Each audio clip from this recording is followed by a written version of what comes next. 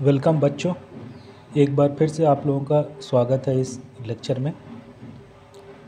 हम लोगों ने टाइप्स ऑफ रिलेशन ख़त्म कर लिया है। बेसिकली रिलेशंस हमारा ख़त्म हो गया है। अब थोड़ा प्रॉब्लम्स इस पर डिस्कस करेंगे। आज जो 2-3 चीज़ें बची हुई हैं वो बताने की है, वो आज बता देता हूँ। फिर उसके बाद कुछ लेक्चर्स हम लोग रिलेशंस के प्रॉब्लम्स डिस्कस करेंगे। रिलेशंस पे वैसे ज़्यादा प्रॉब्लम्स तो नहीं बनते हैं, लेकिन जो भी थोड़ा बहुत है उसको हम लोग डिस्कस कर लेंगे। तो आगे बढ़ने से पहले एक बार थोड़ा सा क्विकली रिवाइज़ कर लें कि टाइप्स ऑफ रिलेशंस हम लोगों ने क्या क्या पढ़े थे। तो सबसे पहला पढ़ा था हम लोगों ने एम्प्टी रिलेशन, यानी जब रिलेशन में एक भी ऑर्डर्ड पेयर ना हो, r इज इक्वल्स टू 5। हम लोग टाइप्स ऑफ रिलेशन पढ़ रहे हैं ऑन सेट ए, यानी रिलेशन जो है a इंटू ए का सबसेट होगा, यानी एम्प्टी रिलेशन में एक भी ऑर्डर्ड पेयर नहीं होगा। दूसरा यूनिवर्सल रिलेशन हम लोगों ने पढ़ा था r equals to a into a, यानी पूरा का पूरा कार्टेशियन प्रोडक्ट रिलेशन हो जाए। अगला हम लोगों ने पढ़ा था आइडेंटिटी रिलेशन, जो होता है r equals to A comma A for all a belongs to a। मतलब a के सारे एलिमेंट्स खुद से रिलेटेड हों, वो सारे ऑर्डर्ड पेयर आने चाहिए, बस उतने ही आने चाहिए, ब्रैकेट बंद a कॉमा a। तो ये हो गया आपका identity relation a comma a वाले। उसका अगला था रिफ्लेक्सिव रिलेशन। ये होता है if a comma a belongs to relation for every a belongs to a, यानी ये होना ही चाहिए खुद से रिलेटेड ऑर्डर्ड पेयर जिसमें दो एलिमेंट आपस में खुद से रिलेटेड हो, वो सारे रिलेशन में हो, एक्स्ट्रा भी हो सकते हैं।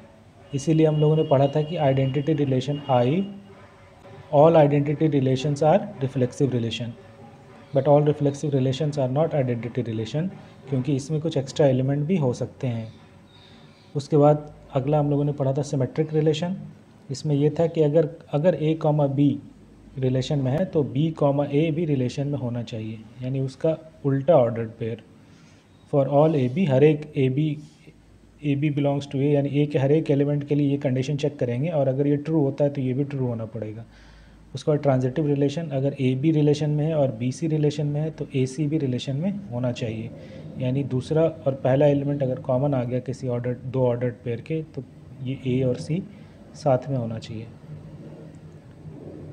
उसके बाद एंटी सिमेट्रिक पढ़ा था हम लोगों ने।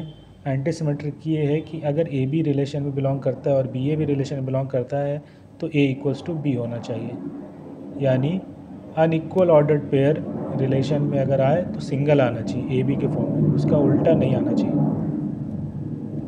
इसका कहने का मतलब ये है कि अगर ए नॉट इक्वल्स टू बी है तब ए बी और बी ए दोनों साथ साथ रिलेशन में नहीं होगा।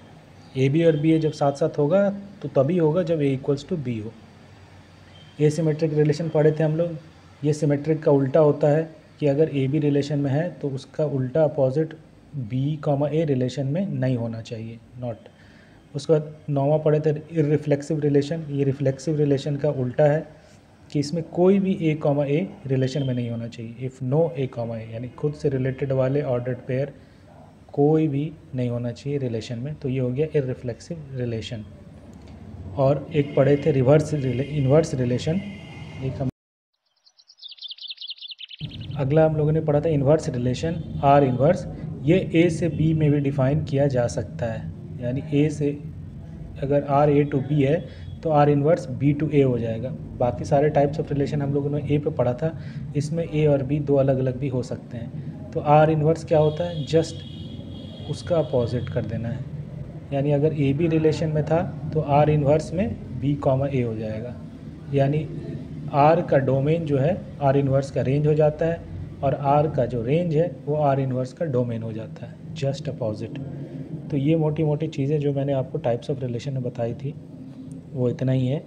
अब आज से हम लोग थोड़ा काउंटिंग शुरू करेंगे कि नंबर ऑफ़ सिमेट्रिक रिलेशन कितने होंगे या नंबर ऑफ़ रिफ्लेक्सिव रिलेशन कितने होंगे ऑन अ सेट ए, ठीक है। उसके बाद थोड़ा सा प्रॉब्लम्स डिस्कस करेंगे। काउंटिंग पढ़ाने से पहले मैं एक चीज़ आपको पढ़ाना चाहूँगा, फंडामेंटल प्रिंसिपल ऑफ काउंटिंग। ये क्या होता है मैथ्स में, फंडामेंटल प्रिंसिपल ऑफ काउंटिंग। ये आपके लिए ट्रेलर है। क्या है ये ट्रेलर है। ये आगे आपको पढ़ना है परमुटेशंस एंड कॉम्बिनेशन में। मैं आपको ट्रेलर दिखा रहा हूँ उस चैप्टर का। ट्रेलर दिखाना एक बहुत सही चीज़ है।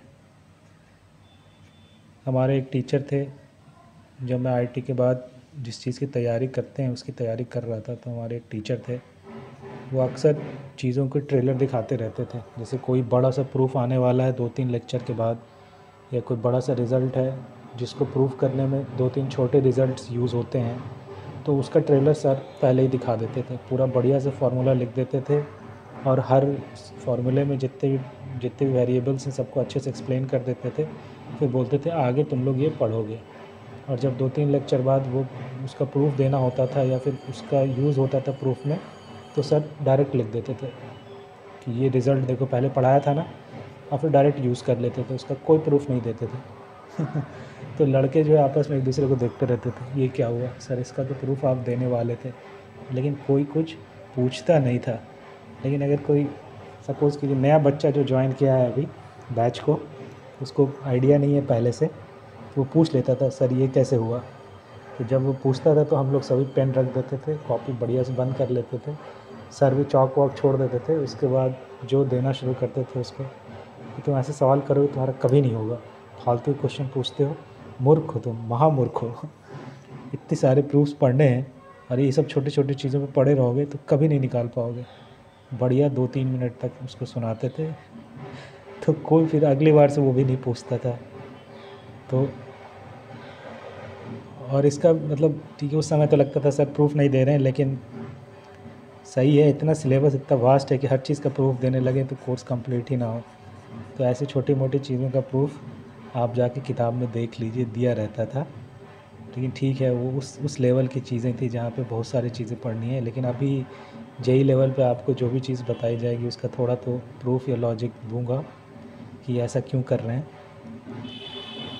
तो थोड़ा सा ये फंडामेंटल प्रिंसिपल ऑफ काउंटिंग आपको बता दूं, इसका यूज़ पड़ेगा आप आज निकालने में। तो फंडामेंटल प्रिंसिपल ऑफ काउंटिंग ये होता है कि अगर कोई इवेंट आप सपोज़ कीजिए बनाते हैं ए और एक दूसरा इवेंट है बी, तो दो इवेंट को करने का सपोज़ कीजिए ए को करने का आपके पास m तरीका है और बी को करने का n तरीका है, तो कोई एक इवेंट है तीसरा जो तभी हुआ माना जाता है जब ए और बी दोनों साथ साथ हो जाए, तो इसको करने का तरीका हो जाएगा m × n।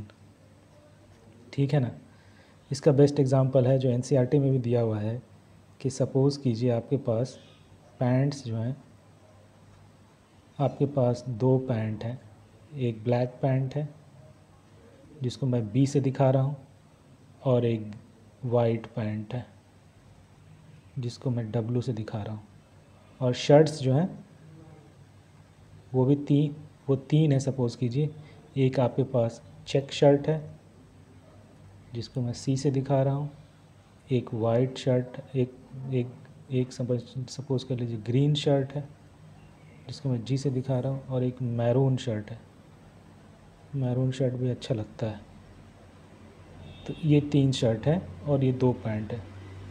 ठीक है, ये दो अब इवेंट हम लोग बनाते हैं। ए इवेंट है पैंट पहनना, बी इवेंट है शर्ट पहनना। पैंट पहनने का 2 तरीका हो गया है ना, एम क्या हो गया 2 हो गया, और शर्ट पहनने का 3 तरीका हो गया। हम ये मान के चलने कि भाई पैंट वो पहनेगा ही पहनेगा। नहीं तो अगर पैंट, अगर सपोज़ कीजिए अगर ये भी एक तरीका होता है कि हम पैंट पहने ही ना, तो फिर पैंट ये जो इवेंट बनाए थे पैंट पहनने का, वो 3 तरीके से पहनते, या तो ब्लैक पहनते या वाइट पहनते, कुछ नहीं पहनते। लेकिन ठीक है, हम नॉर्मल वर्ल्ड की बात कर रहे हैं और बंदा पैंट पहनेगा ही पहनेगा। तो इवेंट ए करने का 2 तरीके से कर सकते हैं और इवेंट बी करने का 3 तरीके से कर सकते हैं। अब एक इवेंट बना तीसरा जिसमें है आप ड्रेसअप होना है, आपको ड्रेसअप होने का इवेंट है। ठीक है, ये तभी होना माना जाएगा जब आप पैंट भी पहन लो और शर्ट भी पहन लो। जब ए और बी दोनों आप कर लोगे तभी माना जाएगा कि आप ड्रेसअप हो गए। तो आप कितने तरीके से ड्रेसअप कर सकते हो, जब इस फार्मूले से आपका सीधा आ जाएगा 2 तरीके से पैंट पहन सकते हैं, 3 तरीके से शर्ट पहन सकते हैं, तो टोटल ड्रेसअप करने का तरीका कितना हो जाएगा, यहाँ से निकल के आ रहा है 6 तरीके से आप ड्रेसअप हो सकते हो। इससे निकल के क्या आ रहा है, 6 तरीके से आप ड्रेसअप हो सकते हो, 2 × 3। उसको देख लेते हैं कैसे हो रहा है ये। ठीक है, सपोज़ कीजिए आप पैंट पहन रहे हो, या तो आप ब्लैक पैंट पहनोगे या वाइट पैंट पहनोगे। ब्लैक पैंट के साथ आप सपोज चाहो तो चेक शर्ट पहन लो, या ग्रीन शर्ट पहन लो, या आप मैरून शर्ट पहन लो। तो ये हो गया combination, black shirt check shirt, black pant green shirt और ब्लैक पैंट मैरून शर्ट। ये तीनों अलग अलग हो गया है ना, 3 यहाँ से आ गए। और एक तरीका हो सकता है वाइट पैंट के साथ आप चेक शर्ट पहन लो, या वाइट पैंट के साथ आप ग्रीन शर्ट पहन लो, या वाइट पैंट के साथ आप मैरून शर्ट पहन लो। तो ये कॉम्बिनेशन बन गया WC WG WM। ये भी 3 अलग अलग हो गए। और ये चेक करो, ये 6 अलग अलग हैं, कोई दो सेम नहीं है। अगर यहाँ मैरून शर्ट सेम हो रहा है तो पैंट ब्लैक और वाइट हो गया है ना। और अगर यहाँ पैंट सेम है B या W तो तीनों शर्ट अलग है। तो टोटल 3 + 3 6 तरीके बन रहे हैं। तो समझ में आपको फील आ गई होगी कि कैसे M × N हो जा रहा है। यानी हर इवेंट A के लिए B का N तरीका है। तो पहले के लिए N है, दूसरे के लिए N है, तीसरे के लिए N है, M के लिए N है। यानी N को M बार मल्टीप्लाई करेंगे तो आ जाएगा M × N। ठीक है। तो ये दो इवेंट को साथ करने का ये तरीका बनता है M × N। इसमें बस एक चीज़ ये समझने की है कि जो इवेंट A एंड B है, A और B इवेंट जो है वो इंडिपेंडेंट इवेंट्स होते हैं। कैसे इवेंट होते हैं? Independent events. इंडिपेंडेंट इवेंट्स कहने का क्या मतलब है? इंडिपेंडेंट इवेंट कहने से मतलब ये है कि A और B दोनों का एक दूसरे पे कोई असर नहीं है। यानी किसी भी को जब कोई पैंट अपन पहने तो उसके साथ अपन कोई भी शर्ट पहन सकते हैं, कोई कॉम्बिनेशन मतलब कोई रिस्ट्रिक्शन नहीं है कि भैया तुम अगर वाइट पैंट पहन रहे हो तो मैरून शर्ट नहीं पहन सकते। ये कंडीशन, इस तरह का रिस्ट्रिक्शन नहीं है। दोनों इंडिपेंडेंट है, कोई भी पैंट पहन सकते हैं हम लोग और कोई भी पैंट के साथ कोई भी शर्ट पहन सकते हैं। मतलब किसी का भी कॉम्बिनेशन बन सकता है, बिल्कुल इंडिपेंडेंट है। एक दूसरे पे कोई रुकावट नहीं है। तो इसका मतलब है इंडिपेंडेंट इवेंट्स हैं, तभी ये सारे कॉम्बिनेशन बनेंगे। अगर कुछ कंडीशंस हो जाते आपस में तो इवेंट इंडिपेंडेंट नहीं कहलाते। और कुछ कंडीशन हो जाते, जब कुछ कंडीशन होता आपस में तो ये पूरे कॉम्बिनेशन नहीं बनते। कुछ कॉम्बिनेशंस को हम लोगों को हटाना पड़ता, कुछ कॉम्बिनेशन को क्या करना पड़ता हमको, इसमें से हटाना पड़ता। तो ये इससे वैल्यू कुछ कम आती जब वो इंडिपेंडेंट नहीं होता तब। ठीक है ना। अगर इंडिपेंडेंट है यानी A के सारे इवेंट पॉसिबल हैं, M के M, B के सारे N पॉसिबल हैं और हर एक के लिए पॉसिबल है। A के हर एक M इवेंट्स के लिए B के N तरीका, A के हर एक तरीके के लिए B करने का N तरीका पॉसिबल है। तो तब M × N हो जाएगा और ये दोनों कहलाएगा इंडिपेंडेंट इवेंट्स। आपस में कोई एक दूसरे पे कोई शर्त नहीं है, आपस में कोई रुकावट नहीं है। यानी इवेंट A और इवेंट B एक दूसरे को अफेक्ट नहीं कर रहा है। ठीक है ना। कंडीशनल नहीं है, इवेंट्स इंडिपेंडेंट है। अब इसी का यूज़ करते हैं हम लोग नंबर ऑफ़ सबसेट्स निकालने में। मैंने आपको सबसेट निकालने का तरीका बताया था बाइनरी ट्री से। बाइनरी ट्री भी कुछ नहीं है बल्कि एक फंडामेंटल प्रिंसिपल ऑफ काउंटिंग का एक पिक्टोरियल रिप्रेजेंटेशन है। उसमें करते हैं हम लोग यही काम है। अब उसमें देखिए कि कैसे वो निकालते हैं। नंबर ऑफ़ सबसेट निकालने का तरीका हम फंडामेंटल प्रिंसिपल ऑफ काउंटिंग से करते हैं। सपोज़ कीजिए कोई सेट A था आपके पास और उसमें अभी मान लेते हैं 3 एलिमेंट थे। 3 एलिमेंट के लिए समझ लीजिए या 4 के लिए समझ लीजिए। 4 एलिमेंट है A B C D। ठीक है। इसका सबसेट बनाना है तो हमको पता है कि इसका सबसेट होगा 2⁴ यानी 16। ठीक है। 4 एलिमेंट है तो 2⁴ 16 सबसेट्स बनेंगे। अब इसको इस तरीके से बनाते हैं। इसमें इवेंट क्या बनाना होगा? बेसिकली हमें इवेंट्स बनाने हैं। अगर A इवेंट 2 तरीके से कर सकते हैं, दूसरा इवेंट N तरीके से कर सकते हैं, तो ये इवेंट कोई तीसरा इवेंट तब होना माना जाता है जब A और B दोनों साथ साथ हो, तब A B होना माना जाएगा। उसका तरीका M × N है। ठीक है। और ये A B C D E जितने भी ऐसे इंडिपेंडेंट इवेंट्स हैं आप बढ़ाते जाइए, कोई दिक्कत नहीं है। यहाँ पे 2 लिया था, 3 होता A B और C मान लीजिए इसमें होता टाई पहनना, A पैंट B शर्ट और C टाई पहनना होता जिसमें आपके पास 3 कलर के टाई भी हैं। तब तरीका हो जाता 2 या 6 या 18 तरीके से आप ड्रेस पहन सकते थे। A B C 3 इवेंट होता तब आपको ड्रेस होना माना जाता, तो 18 तरीका हो जाता। दो तरह के आपके पास सपोज़ कीजिए शू भी हैं, तो 18 2 ना 36 हो जाता। तो सब इंडिपेंडेंट इवेंट है, कोई शू के साथ कोई पैंट पहनिए सपोज़ कीजिए, कोई दिक्कत नहीं है। तो ये 2 के लिए नहीं ट्रू है, ये ऐसे चलते जाइए, हर n तक के लिए ट्रू है। जितने भी आप इवेंट बनाते रहिए, बस इवेंट क्या होने चाहिए, इंडिपेंडेंट होने चाहिए। तो यहाँ पे इवेंट बनाते हैं हम लोग, ठीक है। इवेंट यहाँ पे बनाएंगे, 4 एलिमेंट है तो 4 इवेंट हम लोग बनाएंगे, 4 इवेंट्स। आपने 4 इवेंट्स बना लिए, ठीक है। पहला इवेंट हम लोग इवेंट बनाए हैं कि ए जो एलिमेंट है इसको कितने तरीके से हम चूज़ कर सकते हैं सबसेट में। सबसेट कब बनना माना जाएगा, जब अपन चारों एलिमेंट को का डिसीज़न साथ में ले लें, ठीक है ना। सबसेट इसमें से ए लेंगे, इसको ए को भरेंगे या नहीं भरेंगे, ये खाली रह जाएगा या लेंगे, उसी कंपैरिजन में। तो इवेंट हम लोग ये बनाए हैं, पहला इवेंट है ये मान लीजिए A1 इवेंट तब है, उसको कह रहे हैं कि ए को कितने तरीके से अपन चूज़ कर सकते हैं, ए के सबसेट, इस एक सेट ए के सबसेट में एलिमेंट ए को कितने तरीके से चूज़ कर सकते हैं। इवेंट A2 बना है कि एलिमेंट बी को ए के सबसेट में कितने तरीके से चूज़ कर सकते हैं। उसी तरह इवेंट 3 बना है कि एलिमेंट सी को सबसेट में कितने तरीके से चूज़ कर सकते हैं। A4 बना है कि एलिमेंट डी को सबसेट में कितने तरीके से चूज़ कर सकते हैं। तो ए को चूज़ करने का 2 तरीका है, या तो ए को चूज़ कीजिए या ना कीजिए। A2 को भी चूज़ करने का 2 तरीका है, A3 को भी चूज़ करने का 2 तरीका है, A4 को भी चूज़ करने का 2 तरीका है। चूज़ कर लिए और उससे जो चॉइस आया उससे हम लोगों ने एक सेट बना दिए, सबसेट उससे हमारा बन जाएगा और सबसेट बनाने का इवेंट तब पूरा हो जाएगा, है ना, ठीक है। यानी यहाँ पे था किसी एक पैंट को पहनने का कितना तरीका है, यानी कि पैंट चूज़ करने का कितना तरीका है। पैंट चूज़ करके आप पहन रहे हो, तो ये भी वही चीज़ है। पैंट या तो पहनना बोलिए या फिर पैंट को चूज़ करना बोलिए पहनने के लिए। तो पैंट चूज़ करने का कितना तरीका है, शर्ट चूज़ करने का कितना तरीका है, टाई चूज़ करने का कितना तरीका है। तो जब ये तीनों साथ में चूज़ कर लेंगे तो हो जाएगा कि ड्रेस चूज़ करने का कितना तरीका है। उसी तरह यहाँ पे एलिमेंट ए को चूज़ करने का कितना तरीका है, एलिमेंट बी को चूज़ करने का कितना तरीका है, एलिमेंट सी को चूज़ करने का कितना तरीका है, एलिमेंट डी को चूज़ करने का कितना तरीका है, और जब ए बी सी डी चारों को चूज़ करने का कितना तरीका है ना। चारों को इकट्ठे चूज़ करने का कितना तरीका है, ये होगा जब आप चारों को अलग अलग कर रहे हो।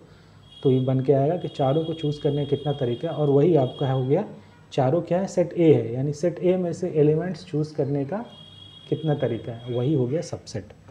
तो ये चारों इवेंट जब मिला दें तो सबसेट आपका बन जाएगा। यानी यहाँ पे क्या बन रहा है, A1 A2 A3 A4 सबके 2 तरीके हैं। तो यानी 2 × 2 × 2 × 2 ये हो गया 2 की पावर 4। वैसे ही अगर n होता तो वो हो जाता 2 की पावर n। ऐसे भी आप देख सकते थे, इसको आप ऐसे भी ले। अब ये सारे इंडिपेंडेंट हैं, एक एलिमेंट ए को चूज़ करो या ना करो उससे बी को कोई मतलब नहीं है, ये दोनों एक दूसरे को अफेक्ट नहीं कर रहा है, ठीक है। इसका इवेंट हम एक दूसरे तरीके से ही बना सकते थे। ये तो एक तरीके से चलिए इवेंट बनाया, ये आंसर आ गया, है ना। अब एक दूसरे तरीके से इसी चीज़ का इवेंट हम लोग एक दूसरे तरीके से बनाते हैं। इसमें हम लोगों ने 4 इवेंट बनाए, उसमें हम लोग 2 इवेंट बनाएंगे। मैं इसको मिटा देता हूँ थोड़ी देर के लिए, थोड़ा सा यहाँ पे जगह बनाएगा। ये आपको समझ में आ गया होगा 2 की पावर 4 कैसे आ रहा है। तो इस तरह से इवेंट बनाएंगे तो आपका आंसर आ जाएगा 2 की पावर 4। अब आप इवेंट बनाइए, ए और बी को साथ लीजिए और सी और डी को साथ ले लीजिए। ये दो एलिमेंट को साथ लिए हैं। अब इवेंट A1 हम बना रहे हैं, ए और बी को साथ लीजिए, सी और डी को साथ लीजिए। अब हम लोग एक बना रहे हैं A1 डैश थोड़ा A1 से अलग है ये, और A2 डैश। A1 डैश हुआ कि जब ए और बी को चूज़ करने का कितना तरीका है सबसेट में, ए और बी को चूज़ करने का कितना तरीका है, और A2 डैश है सी और डी को चूज़ करने का कितना तरीका है। तो जब ए और बी और सी और डी दोनों चूज़ हो जाएं तो मतलब चारों एलिमेंट को चूज़ करने का कितना तरीका है ना। यानी A1 डैश और A2 डैश जब साथ साथ हो जाए तो सबसेट बनाने का इवेंट पूरा हो गया कि ए और बी को चूज़ करने का कितना तरीका है, सी और डी को चूज़ करने का कितना तरीका है। तो यानी इसका मतलब दोनों को कंबाइन कर दिए तो ए बी सी डी को चूज़ करने का कितना तरीका है सबसेट में। तो वही हो गया number of ways of making subset. अब इसका कितना तरीका आएगा, ए और बी को चूज़ करने का कितना तरीका है सबसेट में, यह आएगा 4 तरीका है। कैसे 4 है, या तो कुछ नहीं चूज़ कीजिए 5, या ए चूज़ कीजिए, या बी चूज़ कीजिए, या ए बी चूज़ कीजिए, है ना। यही 4 तरीका है। उसी तरह सी डी में है, सी चूज़ कीजिए, या तो कुछ नहीं चूज़ कीजिए, या सी चूज़ कीजिए, या डी चूज़ कीजिए, या सी डी चूज़ कीजिए, दोनों। तो इसका भी 4 तरीका है। तो ऐसे ही अगर दो दो के कम्बिनेशन बनाते रहते तो क्या आता, 4 into 4 into 4 into dot dot dot ये। लेकिन अब दो दो का कम्बिनेशन बना रहे हैं तो यहाँ 2 ही आ रहा था। इसी तरह अगर दो दो का कम्बिनेशन बनाते तो यहाँ पे क्या हो गया, 4 आपका 2 बार मल्टीप्लाई होगा, यानी 4 की स्क्वायर यानी 16। वही चीज़ आ गई 16, ये भी 16। या 4 के स्क्वायर को 4 को लिख सकते हैं 2 की स्क्वायर, 2 स्क्वायर यानी 2 इंटू 2, 2 की पावर 4। ये वही चीज़ है, उसी चीज़ को हमने दूसरे तरीके से लिख दी है।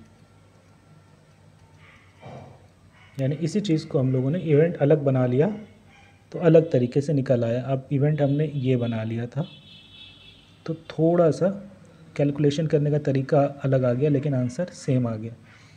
वही अगर ये सपोज़ कीजिए n के लिए होता, n के लिए ये अगर होता तो अपन क्या करते, इसको दो दो की पेयर में बना रहे हैं तो ये चलता जाता n/2 तक।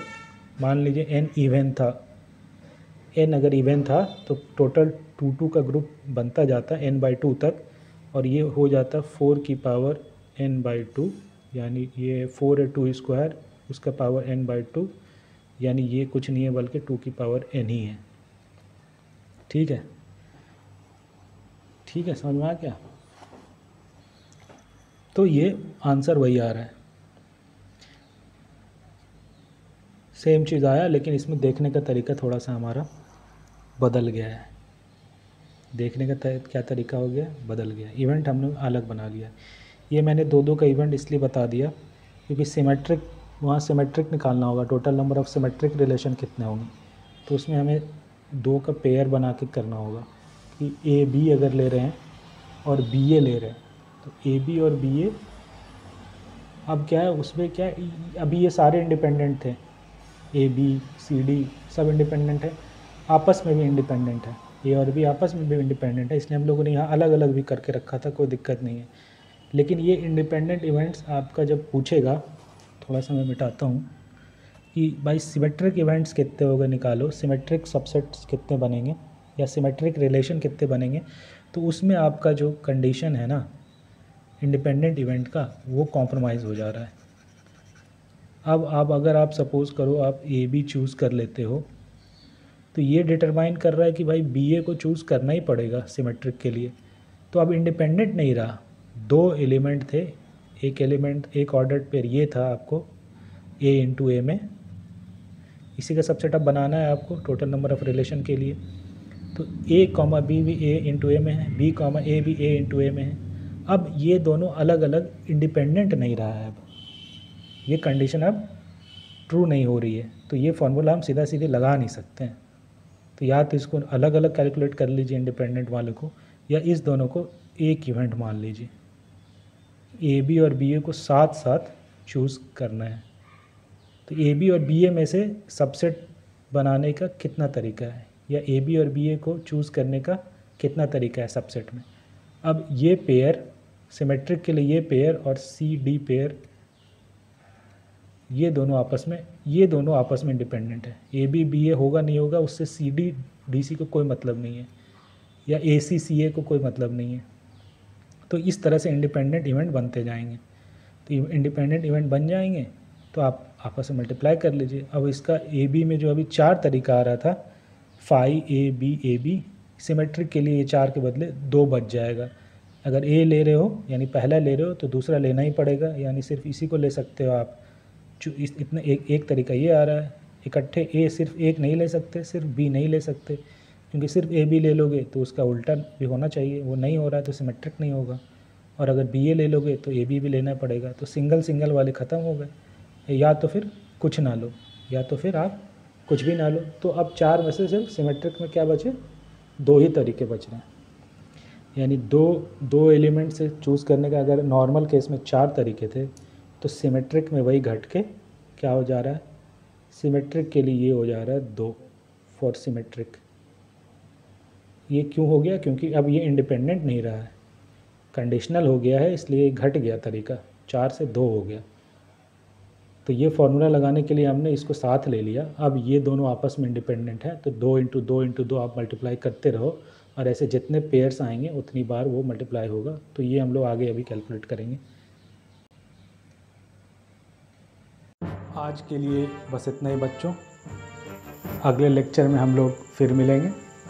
तब तक के लिए टेक केयर। आप लोग क्वेश्चंस प्रैक्टिस करते रहिए, क्योंकि प्रैक्टिस से आपको फ़ायदा होगा, क्योंकि practice is the key to success. एक पुराना दोहा भी है जो आप लोगों ने सुना भी होगा कि करत करत अभ्यास के जड़मति होत सुजान, रसरी आवत जात ते सिल पर परत निशान। यानी कुएं के किनारे जो पत्थर का घेरा होता था, पानी बार बार निकालने से रस्सी से भी उस पर निशान पड़ जाता था। उसी तरह कोई मूर्ख व्यक्ति भी अभ्यास करके बुद्धिमान बन सकता है। इसलिए हम लोगों को प्रैक्टिस करना है, प्रैक्टिस से हमें फ़ायदा होगा। जिन लोगों को ये वीडियो लेक्चर पसंद आया हो वो प्लीज़ इसे लाइक करें और इस चैनल को सब्सक्राइब भी करें, ताकि आपको और वीडियो के नोटिफिकेशंस मिलते रहें।